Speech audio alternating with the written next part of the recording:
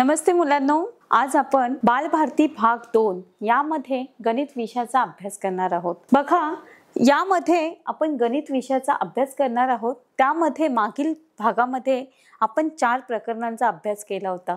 आजच्या भागामध्ये आपण 5वं प्रकरण अपूर्णांक याचा अभ्यास करणार आहोत। तर पाठाची प्रस्तावना आपण प्रथम पाहणार आहोत। बघा मुलांनो, या पाठामध्ये आपण प्रस्तावना पाहणार आहोत।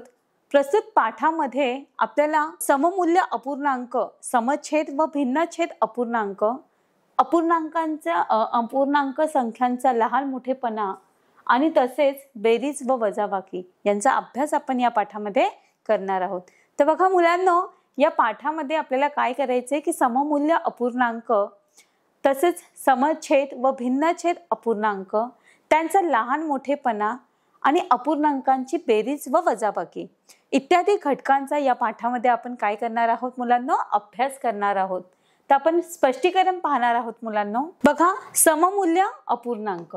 बघा मुलांनो, एक भाकरी 2 जणांमध्ये समान वाटली तर प्रत्येकाला ती काय मिळणार आहे, अर्धी अर्धी मिळणार आहे। बघा, ही एक भाकरी आहे मुलांनो आणि ही 2 जणांना आपल्याला काय करायची आहे, समान वाटायची आहे। आपण ह्या भाकरीचे समान तुकडे केले, जर मधून तुकडे केले तर म्हणजेच अर्धी वाटली, अर्धी भाकरी एकाला आणि अर्धी भाकरी दुसऱ्याला, अशी प्रत्येकाला अर्धी अर्धी भाकरी मिळणार आहे मुलांनो। बघा, एक भाकरी 2 जणांमध्ये समान वाटली तर प्रत्येकाला अर्धी भाकरी मिळेल। आपण बघितलं की एका भाकरीचे आपण काय केलेले आहे, समान 2 तुकडे केलेले आहे आणि समान 2 तुकडे केल्यानंतर 2 जणांमध्ये ती समान वाटल्यानंतर प्रत्येकाला ती अर्धी भाकरी मिळणार आहे। अर्धा हा जो भाग आहे, अपूर्णांक आहे, तो 1/2 अशा पद्धतीने दाखवतात। बघा मुलांनो, येथे एक हा काय आहे, अंश आहे। बघा मुलांनो, एक भाकरी जेव्हा आपण 2 जणांमध्ये समान वाटतो तेव्हा ती प्रत्येकाला अर्धी अर्धी मिळते, अर्धी अर्धी भाकरी वाटली जाते। मग अर्धा म्हणजेच काय मुलांनो, की अर्धा हा अपूर्णांक 1/2 असा दाखवतात। तर एक हा जो अंश आहे आणि दुसरा हा काय आहे, छेद आहे मुलांनो, की हा जो वरचा 1 आहे तो त्याला अंश असे म्हणतात, अंश, आणि खालचे जे 2 आहेत त्याला छेद असे म्हणतात। बघा मुलांनो, एका भाकरीचे 4 समान भाग केले तर त्यापैकी 2 भाग एकाला दिले। आता बघा मुलांनो, ही एक पूर्ण भाकरी दिसते आपल्याला आणि त्या भाकरीचे आपण काय केलेले आहे, 4 समान भाग केलेले आहे आणि त्यामध्ये 2 भाग जे आहेत ते एकाला दिले आणि हे 2 भाग एकाला दिले। तर बघा मुलांनो, 2/4 अशा पद्धतीने ते दाखवतात की 2/4 एका मुलाला हे 2 भाग दिलेले आहेत आणि एकाला हे 2 भाग दिलेले आहेत। मग याचेच काय होतात, 2/4। यात 2 हा अंश आहे आणि 4 हा काय आहे, छेद आहे। तर हा जो 2 आहे तो काय आहे, अंश आहे आणि 4 हा काय आहे मुलांनो, छेद आहे। तर नक्कीच तुम्हाला हे अपूर्णांक समजून घेण्यासाठी प्रथम अर्धा म्हणजे काय ते आपल्याला समजलं असेल की 1/2 म्हणजेच अर्धा आणि 2/4 म्हणजेच कसे असतात की 4/2 समान भाग केलेले आहे। म्हणजेच 4 भाग आहेत ज्याचे 2 समान भाग आपण वाटलेले आहेत 2 जणांना। बघा मुलांनो, एका भाकरीचे आपण ह्या 4 समान भाग केले, हे 4 भाग केलेले दिसत आहेत तुम्हाला, बरोबर। हा 1 भाग, 2 भाग, 3 आणि 4। तर एका भाकरीचे हे 4 समान भाग केलेले आहे आणि त्यापैकी हे 2 भाग एकाला दिले तर हे 2/4 असे दाखवतात। मग 2 हा काय आहे मुलांना, अंश आहे आणि 4 हा काय आहे मुलांना, छेद आहे। तर याचाच अर्थ अर्धी भाकरी दिली असा होतो। आपण 2/4 जर दिले तर नक्कीच 2 भाग आपण एका व्यक्तीला दिलेले आहे, एकाला 2 भाग दिलेले आहे, म्हणजेच आपण अर्धी भाकर त्याला दिलेली आहे। आपण अजून एक उदाहरण पाहूया। मगाशी आपण भाकरीचं उदाहरण पाहिलं मुलांनो, आता आपण इथे खरबूजाचं उदाहरण पाहूया। हे तुम्हाला चित्र दिसतंय मुलांनो, नक्कीच तुम्ही ओळखलं असणार की हा खरबूज आहे। तर बघा, एका खरबूजाचे 6 समान भाग केले। किती भाग केले मुलांनो, 6 भाग केलेत। बघा, 1 2 3 4 5 6। तर ह्या 6 भाग समान केलेले आपण इथे पाहतोय। ते 2 जणांमध्ये समान वाटले। तर बघा, ह्या 6 भागांना आपण 2 जणांमध्येच वाटायचे, तर आपण हे 3 भाग एकाला देणार, हे 3 भाग एकाला दिलेले आहेत। म्हणजेच प्रत्येकाला मिळालेला भाग किती आहे 3/6 म्हणजेच 3/6. येथे प्रत्येकाला कुठला भाग मिळालेला आहे मुलांनो 3/6 हा भाग मिळालेला आहे. म्हणजेच खरबुजाचा अर्धा भाग मिळाला आहे म्हणजेच 3/6. बघा 3/6 चिन्ह सुद्धा अर्धा हाच अपूर्णांक दर्शवते. आता बघा इथे आपण मगाशी बघितलं की एका भाकरीचे आपण 2 भाग केले आणि त्यानंतर 2 भागाचे आपण 4 भाग केले. पण आपण एका व्यक्तीला काय केलेलं आहे 4 भागांपैकी 2 भाग एका व्यक्तीला दिलेले आहे आणि 2 भाग एका व्यक्तीला दिले. म्हणजेच आपण अर्धी भाकरी काय केलेली आहे एका व्यक्तीला दिलेली आहे. म्हणजेच त्याला 1/2 हा भाग बरोबर आपण त्याला दिलेला आहे म्हणजेच 2/4. मग त्याच पद्धतीने इथे आपल्याला हे खरबूज दिलेलं आहे मुलांनो आणि या खरबुजाचे 6 भाग आपण केलेले आहे समान भाग.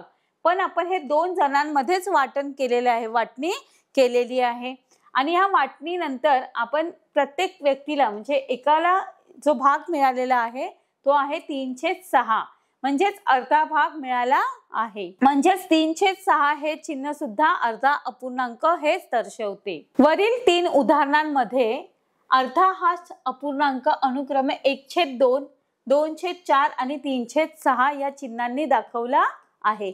म्हणजेच 1/2, 2/4, 3/6 या तीनही अपूर्णांकांची किंमत समान आहे.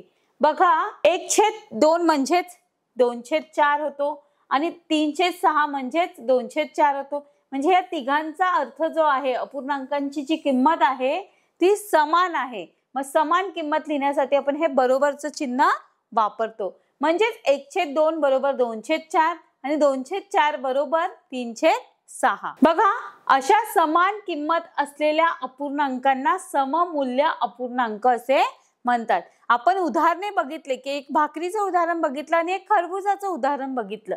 तर या उदाहरणामध्ये आपल्याला 1/2, 2/4 आणि 3/6 या तीनही अपूर्णांकांची किंमत जी आहे ती समान मिळाली. समान आहे हे समजलं.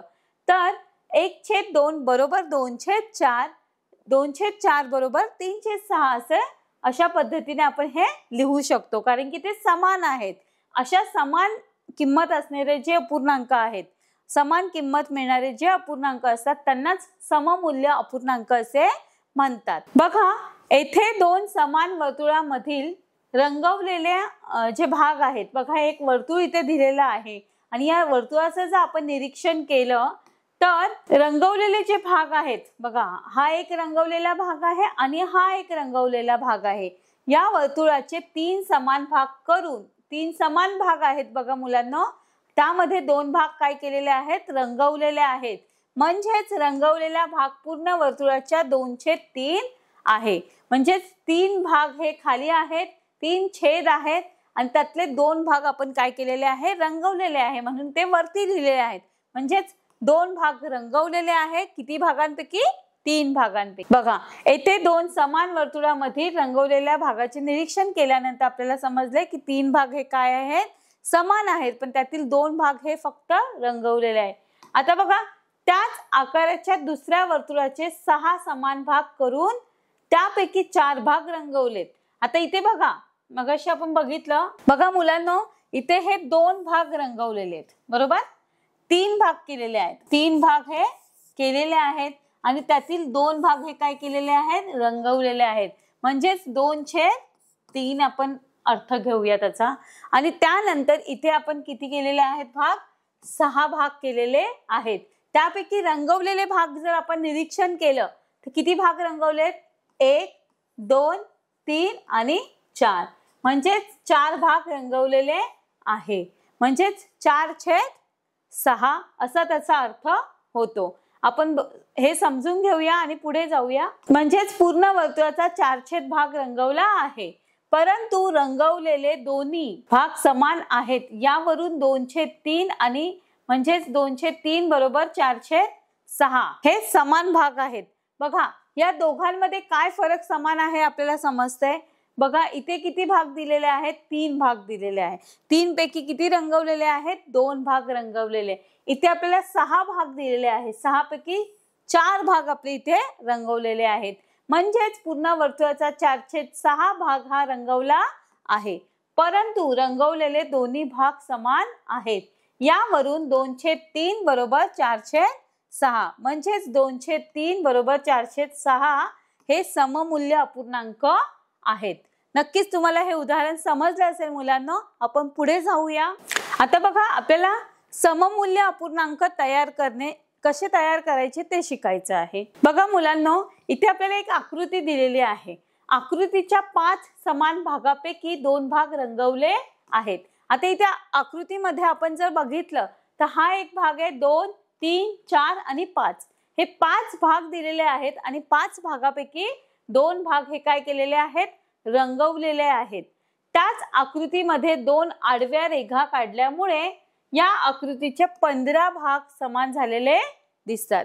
बघा, 2 आडव्या रेषा इथे काढलेल्या आहेत, त्याच्यामुळे किती भाग झालेले आहेत, 15. बघा, मोजूया आपण. 1, 2, 3, 4, 5, 6, 7, 8, 9, 10, 11, 12, 13, 14 आणि 15.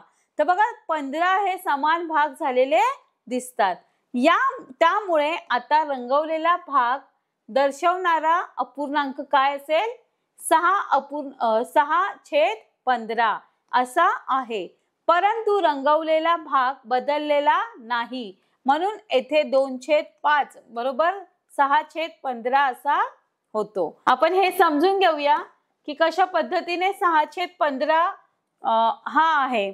आता बघा, हे टोटल भाग किती आहेत, 15 आपण बघितले आणि त्यामध्ये 2 भाग हे रंगवलेले आहे, म्हणजेच 1, 2, 3, 4, 5, 6 म्हणजेच 6 भाग हे रंगवलेले आहेत.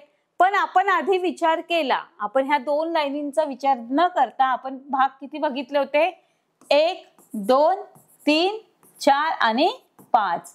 तर बघा, 5 भागापैकी किती भाग रंगवलेले होते, 2 भाग, म्हणजेच 2/5 म्हणजेच 2/5 बरोबर 6/15.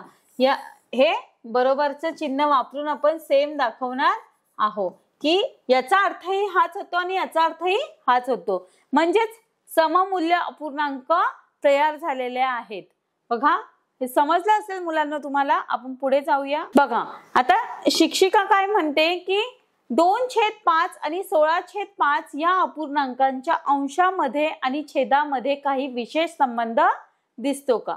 तर बघा मुलांनो, इथे 2/5 हा इथे 5 आहे आणि 16/5 म्हणजे इथेही छेद काय आहे, 5 आहे. तर छेदामध्ये काही विशेष संबंध दिसतो का. तर बघा, नोटीस करा तुम्ही, जर तुम्ही बारकाईने निरीक्षण केलं तर तुम्हाला फरक दिसेल की बघा, अपूर्णांक वेगवेगळे आहेत. अपूर्णांक वेगवेगळे आहेत. 2 ची तिप्पट 6 व 5 ची तिप्पट 15 आहे. बघा, आपण हेही पाहिलं आहे की 1/2 बरोबर 2/4 म्हणजेच 1/2 बरोबर 3/6 आणि 2/3 बरोबर 4/6 म्हणजेच सममूल्य अपूर्णांकांपैकी एकाचे अंश व छेद दुसऱ्याच्या अंश व छेदाच्या समानपट आहेत. की एकाचा जो अंश छेद आहे त्याची समानपट कितीची आहे, दुसऱ्या अपूर्णांकाची समानपट जे आहे, म्हणजे अंश छेद जो आहे त्यांच्याशी काय आहे, समानपट आहे. म्हणजेच 1/2 बरोबर 2/4 होतात मुलांनो, तेही बरोबर आहे. आणि 2/3 बरोबर 4/6 म्हणजेच तेही सममूल्य अपूर्णांक बरोबर आहे. मग या सममूल्य अपूर्णांकांपैकी एकाचे अंश व छेद दुसऱ्याच्या अंश व छेदाच्या समानपट आहेत. बघा, अपूर्णांकातील अंशाला व छेदाला एकाच शून्येतर संख्येने गुणले तर त्या अपूर्णांकाशी सममूल्य असलेला अपूर्णांक मिळतो. तर बघा मुलांनो, अपूर्णांकातील अंशाला व छेदाला शून्येतर संख्येने जर गुणले तर अपूर्णांकाशी सममूल्य असणारा अपूर्णांक आपल्याला मिळतो. बघा, नंदू म्हणतो मुलांनो, अपूर्णांकांच्या अंशाला व छेदाला समान संख्येने भागून सममूल्य अपूर्णांक मिळवता येईल का. तर बघा, नक्कीच आपण बघितलं की गुणाकार करून सममूल्य अपूर्णांक मिळतो. मग तसंच नंदूने विचारलं की सममूल्य अपूर्णांक मिळवायचा असेल तर भागाकार करू शकतो का. तर जरूर अंश व छेद या दोघांना एकाच संख्येने, बघा एकाच संख्येने भाग जात असेल तर त्या संख्येने अंश व छेद या दोघांना भागून मिळालेला अपूर्णांक दिलेल्या अपूर्णांकाशी सममूल्य असतो। की जसं आपण बघितलं की गुणाकार करून गुणून सुद्धा अपूर्णांक हा दिलेल्या अपूर्णांकाशी सममूल्य असू शकतो, तसंच अंश व छेद या दोघांना एकाच संख्येने जर भाग जात असेल, अंशाला पण एका संख्येने भाग जातो आणि छेदालाही जर एका संख्येने भाग जातोय, तर त्या संख्येने अंश व छेद या दोघांना भागल्यानंतर जो अपूर्णांक आपल्याला मिळेल तो दिलेल्या अपूर्णांकाशी सममूल्य असतो। बघा 6/15 या अपूर्णांकांच्या अंशाला व छेदाला 3 ने भाग जातो, तसा भाग दिला तर 2/5 हा अपूर्णांक मिळतो। तर बघा म्हणजे 6/15 बरोबर 2/5। आता आपण इथे बघितलं तर बघा मुलांनो 6/15 या संख्येला 3 ने भाग जातो का आपण बघायचं आहे। तर बघा 3 एके 3, 3 दुने 6 आणि 3 15 म्हणजेच किती अपूर्णांक मिळालेला आहे 2/5। तर बघा 3 ने आपण भाग दिला, 3 गुणिले 2 बरोबर 6 होतात आणि 3 गुणिले 5 म्हणजेच 5 15। तर बघा मुलांनो 3 गेला 2/5 बरोबरच 6/15 म्हणजे हा अपूर्णांक आपण येथे आपल्याला मिळालेला आहे। त्यानंतर पुढचं बघूया आपण उदाहरण अजून। अपूर्णांकातील अंश व छेद या दोघांनाही एकाच संख्येने भाग जात असेल तर भाग दिल्यावर मिळणारा अपूर्णांक दिलेल्या अपूर्णांकाशी सममूल्य असतो। आता आपण बघितलं उदाहरण की 3 ने आपल्याला अंशालाही भाग जात होता आणि छेदालाही भाग जात होता, त्यामुळे जो अपूर्णांक आपल्याला मिळाला भाग दिल्यानंतर भागून झाल्यावर आपल्याला जो अपूर्णांक मिळतो तो दिलेल्या अपूर्णांकाशी काय असतो सममूल्य असतो। आता 6/12 या अपूर्णांकांच्या अंशाला व छेदाला एकाच संख्येने कसा भाग जाईल, भागून सममूल्य अपूर्णांक मिळवायचे। आता बघा 6/12 हा अपूर्णांक आहे आणि त्याला आपल्याला काय करायचंय की अंश व छेदाला एकाच संख्येने भाग द्यायचा आहे। तर बघा 6/12 म्हणजे 6 ला 2 ने भाग जातो। बघा त्या सोनूने हे अपूर्णांक सोडवलेला आहे की 2 ने 6 ला भाग दिल्यानंतर 3 दुने 6 म्हणजे 2 ने भागल्यावर उत्तर येतं 3 आणि 2 ने 12 ला भागल्यावर उत्तर येतं 6। तर 3/6 हा अपूर्णांक सोनूला मिळालेला आहे। तर बघा मीनूने मिळवलेला अपूर्णांक, आता बघा सोनूचं हे उत्तर आलेलं आहे, तर मीनूचा अपूर्णांक बघूया। 6/12 भागिले बघा 6/3 केलेला आहे आणि 12/3 म्हणजे 6 ला 3 नेही भाग जातो आणि 12 ला 3 नेही भाग जातो, म्हणून 6/3 बरोबर उत्तर आलेलं आहे 2 आणि 12/3 बरोबर उत्तर आलेलं आहे 4। आता बघा सोनू आणि मीनू ह्या दोघांनीही एक अपूर्णांक मिळवलेला आहे जेव्हा एका संख्येने समान भाग दिलेला आहे अंश आणि छेदाला। तर नंदू म्हणतो की 6 व 12 या संख्यांना 6 ने सुद्धा भाग जातो, 6 ने भागलं तर। आता बघा मीनू आणि सोनूने उत्तर बरोबर काढलं होतं। आता नंदू काय म्हणतो की 6 ला आणि 12 ला 6 ने सुद्धा भाग जातो। शिक्षिका म्हणते हा बरोबर आहे की 6/12 म्हणजेच 6/6 आणि 12/6। जर आपण हा भागाकार केला तर आपलं उत्तर येणार आहे 1/2 म्हणजे 6 एके 6 आणि 6 दुने 12 म्हणजे तिथे 2 हे उत्तर आलेलं आहे, म्हणजे 1/2 हा सुद्धा अपूर्णांक आपल्याला मिळालेला आहे। तर बघा लक्षात घ्या की 6/12 या अपूर्णांकाच्या अंशाला व छेदाला 2 ने भागून 3 ने भागून आणि 6 ने भागून मिळालेले अपूर्णांक आपल्याला कोणते आहेत 6/12 या अपूर्णांकाशी सममूल्य आहेत। कोणते अपूर्णांक म्हणजे 6/12 बरोबर 3/6 बरोबर 2/4 बरोबर 1/2 म्हणजे एका संख्येशी ह्या एका अपूर्णांकाशी आपल्याला मिळालेले सममूल्य अपूर्णांक कोणते आहेत तर 3/6 बरोबर 2/4 बरोबर 1/2। तर अशा पद्धतीने सममूल्य अपूर्णांक आपल्याला तयार करता येतो। तर नक्कीच हे उदाहरण तुम्हाला समजले असेल मुलांनो। आपण पुढचा भाग पाहणार आहोत। बघा आता याच्यावर आधारित आपण काही उदाहरणे पाहणार आहोत। बघा उदाहरण पहिलं आपल्याला दिलेलं आहे 5/6 या अपूर्णांकाचा छेद 30 होईल असा सममूल्य अपूर्णांक लिहा। आता आपल्याला छेद काय करायचंय 30 करायचं आहे मुलांना। आपण कसं हे उदाहरण सोडवणार आहोत ते पाहणार आहोत। बघा 5/6 बरोबर आपल्याला छेद 30 करायचा आहे म्हणून अंशामध्ये इथे काय येईल ते आपल्याला शोधायचं आहे। येथे चौकटीतील संख्या आपल्याला शोधायची आहे। येथे छेदस्थानच्या 6ची 5 पट म्हणजे 30 होते म्हणून अंश स्थानाच्या 5ची 5 पट करूया। म्हणजे 5 अंश स्थानी काय दिसतोय 5 दिसतोय। बघा इथे 6ची 5 पट केली तर उत्तर काय येतंय 30 येतंय। मग तसंच खाली जर आपण 5 पट केली तर वरतीही आपल्याला 5 पट करायची आहे। तर बघा 5/6 येथे छेदस्थानच्या 6ची 5 पट 30 म्हणून अंश स्थानाच्या 5ची 5 पट म्हणजे ती आपण करूया। बघा कशी करायची आहे 5 पट म्हणजे 5 गुणिले 5 आणि 6 गुणिले 5।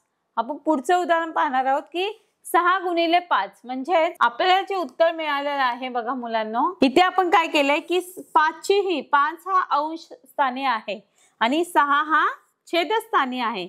तर 6ची 5 पट केल्यानंतर आपल्याला उत्तर मिळालेलं आहे 30 आणि आपल्याला वरचं उत्तर शोधायचं होतं। मग खाली आपण 5 या संख्येने 5 पट केलेले आहे म्हणजे 5 या संख्येने गुणलेले आहे। तर आपल्याला वरतीही 5 या संख्येने गुणायचे। मग 5 25 आणि 6 पंचे 30 म्हणजे हा अपूर्णांक आपल्याला उत्तर मिळणार आहे। तर नक्कीच हे उत्तर तुम्हाला समजलं असेल। आपण पुढचा प्रश्न पाहणार आहोत। यावरून छेद असलेला अपूर्णांक 25 हा अपूर्णांक 25/30 बरोबर 5/5 म्हणजेच 5/6 अशी सममूल्य आहे। आता पुढचं 2 नंबरचं उदाहरण आपण पाहणार आहोत। 15/40 या अपूर्णांकाशी सममूल्य असणारा व छेद 8 असलेला अपूर्णांक मिळवा। आता बघा आपल्याला छेद किती हवा आहे 8 हवा आहे। तर बघूया आपण। बघा अंश 8 असलेला म्हणजेच 15/40 बरोबर अंश मध्ये आपल्याला काहीच दिलेलं नाहीये मुलांना। आपल्याला छेद काय सांगितलाय 8 असलेला। येथे चौकटीतील संख्या आपल्याला शोधायची आहे। बघा 40 ला 5 ने भागले की उत्तर 8 मिळते। बघा इथे 8 कशामुळे आला तर 5 ने आपण भागाकार केला। 5 8 40 म्हणजे 5 ने आपण भागले की उत्तर 8 मिळते। मग 15 ला 5 ने भागले की चौकटीतील संख्या आपल्याला मिळणार आहे। बघा 15/5 जर आपण केले तर आपलं उत्तर मिळालेलं आहे आपल्याला 3 म्हणून 15/40 बरोबर 3/8 म्हणजेच 3/8 हा अपूर्णांक 15/40 या अपूर्णांकाशी सममूल्य अपूर्णांक आहे। तर बघा 15/40 म्हणजेच 3/8 हा अपूर्णांक जो आपल्याला मिळालेला आहे तो सममूल्य अपूर्णांक आहे। हे 2 नंबरचं गणित आपण उदाहरण पाहिलेलं आहे मुलांनो। हे दोन्ही उदाहरणं तुम्हाला समजली असतील। आपण पुढचा प्रश्न पाहूया। बघा मुलांनो समछेद व भिन्नछेद अपूर्णांक काय आहेत ते आपल्याला आता अभ्यास करायचा आहे मुलांनो। की आपण ही दोन्ही उदाहरणं पाहिली आणि त्या दोन्ही उदाहरणातून आपल्याला सममूल्य अपूर्णांक कसे तयार करायचे ते समजून घेतलं आहे। आता आपल्याला सममूल्य अपूर्णांक पाहिल्यानंतर आपल्याला समछेद व भिन्नछेद अपूर्णांक कशाला म्हणतात ते समजायचं आहे, शिकून घ्यायचं आहे। बघा ज्या अपूर्णांकाचे छेद समान असतात त्या अपूर्णांकांना समछेद अपूर्णांक म्हणतात। की समछेद म्हणजेच काय समान छेद असणारे जे अपूर्णांक आहेत ज्याचे छेद काय आहेत समान आहेत असे अपूर्णांक म्हणजेच काय समछेद अपूर्णांक म्हणतात। तर बघूया आपण। बघा जसे की 1/7 4/7 आणि 6/7 ते इथे आपल्याला छेदस्थानी जे आहे ते 7 दिसत आहेत मुलांना। की इथला प्रत्येक ठिकाणचा छेद काय आहे समान आहे। ज्या अपूर्णांकाचे छेद भिन्न असतात त्या अपूर्णांकांच्या छेदांना भिन्न अपूर्णांक असे म्हणतात म्हणजेच भिन्न छेद अपूर्णांक म्हणतात। म्हणजे अपूर्णांकाचे छेद समान असेल तर समछेद आणि अपूर्णांकाचे छेद भिन्न असेल तर भिन्न छेद अपूर्णांक। तर बघा इथे 7 आहे, इथे 7 आहे आणि इथे 7 आहे म्हणजेच हे समान आहेत बरोबर। आणि त्याच्यामुळे त्याला काय म्हणतात समछेद अपूर्णांक म्हणतात। पण ज्या अपूर्णांकाचे छेद हे भिन्न आहेत, भिन्न म्हणजेच काय, वेगळे आहेत. बघा इथे 3 आहे, इथे 8 आहे आणि इथे 11 आहे. 1/3, 4/8 आणि 9/11. तर हे काय आहे, भिन्न आहे. त्याच्यामुळे यांना भिन्न छेद अपूर्णांक असे म्हणतात. की ज्या अपूर्णांकाचे छेद समान आहे ते समछेद आणि ज्या अपूर्णांकाचे छेद हे वेगळे आहेत त्यांना भिन्न छेद अपूर्णांक असे म्हणतात. बघा, भिन्न छेद अपूर्णांकाचे समछेद अपूर्णांकामध्ये रूपांतर आपल्याला करायचे आहेत. आता भिन्न छेद दिलेले आहेत आणि आपल्याला काय करायचे, समछेद अपूर्णांकामध्ये त्याचं रूपांतर करायचं आहे. तर बघा उदाहरण पाहूया आपण. 5/6 आणि 7/9 या अपूर्णांकाचे छेद समान करा म्हणजे त्यांचे समछेद अपूर्णांकात रूपांतर करा. आता अतिशय सोपा प्रश्न आहे की आपल्याला काय करायचंय मुलांनो, 5/6 आणि 7/9 या अपूर्णांकांचे छेद समान करायचे आहेत. तर आपण पाहूया. बघा, त्याचे समछेद अपूर्णांकामध्ये रूपांतर करताना येथे 6 व 9 या दोन्ही संख्यांच्या पटीतील संख्या शोधायला हवी. आता 6ची पट म्हणजेच काय मुलांनो, की 6चा पाढा आपल्याला लिहायचा आहे. बघा 6च्या पटीतील संख्या कोणत्या आहेत तर बघूया. 6, 12, 18, 24, 30, 36, 42, 48, 54 आणि 60. आता 9च्या पटीतील संख्या आपण पाहणार आहोत. 9, 18, 27, 36, 45, 54, 63, 72, 81 आणि 90. तर बघा मुलांनो, 6ची पटीतील संख्या म्हणजे 6चा पूर्ण पाढा आपल्याला लिहायचा आहे. 9च्या पटीतील संख्या म्हणजेच मुलांनो 9चा पाढा आपण इथे लिहिणार आहोत. त्यानंतर आपल्याला काय करायचंय मुलांनो, की बघा यामध्ये जर आपण बघितलं तर काही अंक आपल्याला संख्या ह्या सारख्या दिसणार आहेत. म्हणजे 18, 36 आणि 54 या संख्या दोन्ही संख्यांच्या पटीतील संख्या आहेत. म्हणून इथे आपण अपूर्णांकाचा छेद 18 घेऊया. सगळ्यात पहिले समान असणाऱ्या संख्या जर आपण बघितल्या तर बघा मुलांनो, इथे 18 ही संख्या समान आहे, इथे 18 समान आहे. त्यानंतर 36 ही संख्या इथे समान आहे, इथे समान आहे. त्यानंतर बघा मुलांनो 54 ही संख्या इथे समान आहे आणि इथे समान आहे. म्हणजेच 18, 36 आणि 54 या संख्या दोन्ही संख्यांच्या पटीतील संख्या आहेत. म्हणून आपण सर्वात प्रथम काय घ्यायचे आहे, 18 ही संख्या घ्यायची आहे. बघा मुलांनो 18 ही संख्या आपल्याला काय करायची आहे, घ्यायची आहे. आणि त्याच्यानंतर बघा 5/6 बरोबर 5 गुणिले 3 म्हणजेच 6 गुणिले 3 बरोबर 15/18 आणि 7/9 यांनाच 7 दुने 14 आणि 9 दुने 18. म्हणजे आपल्याला बघा छेद समान करण्यासाठी काय करायचं आहे, पट काढायची आहे की 6च्या पटीतील संख्या कोणती आहे आणि 9च्या पटीतील संख्या कोणती आहे. त्या दोन्ही पटीतील संख्यांपैकी आपल्याला एक असा अंक घ्यायचा आहे, एक अशी संख्या घ्यायची जी दोन्ही संख्यांच्या पटीतील संख्या असेल. आपण इथे 18 ही संख्या घेतलेली आहे. आता बघा खाली इथे 18 येण्यासाठी 6 गुणिले 3 या संख्येने आपण गुणलेले आहे. खाली 3 या संख्येने गुणले म्हणून आपण वरतीही 3 ने गुणायचे आहे. 5 गुणिले 3 बरोबर 15 आलेले आहे. 6 गुणिले 3 बरोबर 18 आलेले आहे. म्हणजेच 5/6 ची आपण 15/18 असे केलेले आहे. त्यानंतर 7/9 इथे आपल्याला 9 गुणिले 2 म्हणजेच 9 दुने 18 ही संख्या आपल्याला मिळालेली आहे. खाली 2 ने आपण गुणलेले आहे म्हणून वरतीही 2 ने गुणायचे आहे. 7 दुने 14 म्हणजेच 14/18 ही संख्या आपल्याला अपूर्णांक मिळालेला आहे. तर बघा आपण इथे काय केलेलं आहे, 15/18 व 14/18 म्हणजे छेद हे आपण समान केलेले आहे. 5/6 व 7/9 या अपूर्णांकाचे समान छेद असलेले समछेद अपूर्णांक आपण इथे तयार केलेले आहे. मुलांनो हे उदाहरण तुम्हाला नक्कीच समजलं असेल. आपण पुढचं उदाहरण पाहणार आहोत. बघा मुलांनो, आपण ह्या उदाहरणामध्ये मागच्या उदाहरणामध्ये 18 ही संख्या दोन्ही संख्यांच्या पटीतील संख्या आहे. पण 18 प्रमाणेच आपण पाहिलं की 36 आणि 54 या संख्या देखील समान छेद म्हणून घेता येतील. आपण 18 ही संख्या घेतली कारण की ती प्रथम होती. पण आपण 36 आणि 54 या दोन संख्या सुद्धा आपण घेऊ शकत होतो आणि त्या संख्या घेऊन सुद्धा समछेद अपूर्णांक बनवू शकतो किंवा तयार होऊ शकतो. आपण पुढचं उदाहरण पाहणार आहोत मुलांनो. बघा आता आपल्याला प्रश्न दुसरा म्हणजे उदाहरण दुसरं आपल्याला सोडवायचं आहे की 4/8 व 5/16 5/16 यांचे समछेद अपूर्णांकांमध्ये रूपांतर करायचे. आता सेम मागचं गणित जसं आपण सोडवलं, उदाहरण मागचं बघितलं, तसंच आपल्याला हे उदाहरण सुद्धा बघायचं आहे. बघा आपल्याला काय करायची की 8ची पट काढून घ्यायची आहे. 8च्या पटीतील संख्या इथे काढायच्या आहेत आणि 16च्या पटीतील संख्या आपल्याला काढायची. आता बघा इथे 8ची दुप्पट 16 आहे म्हणून 4/8च्या छेद 16 करून 5/16चा छेद तसाच ठेवूया.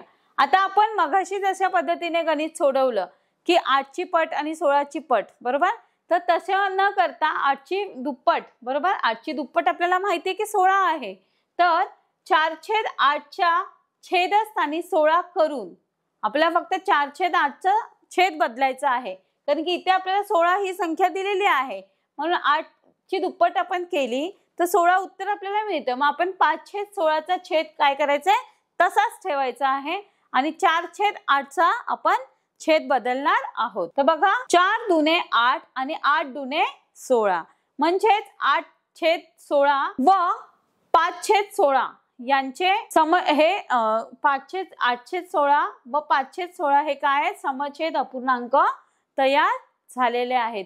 की आपण परत दोन्ही ठिकाणी न करता आपण काय केलेलं, फक्त एकाच संख्येचा एकाच अपूर्णांकाचा आपण छेद बदललेला आहे आणि आपण दुसरा अपूर्णांक छेद तसाच ठेवलेला आहे. नक्कीच हे उदाहरण तुम्हाला समजलेलं असेल मुलांनो.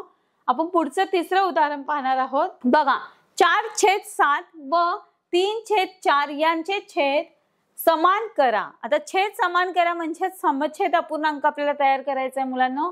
बघा कशा पद्धतीने आपण ते करूया. बघा मुलांनो 7 व 4चा पाढा पाहूया. म्हणजे 7ची पट आपल्याला पाहायची आणि 4ची पट पाहायची आहे.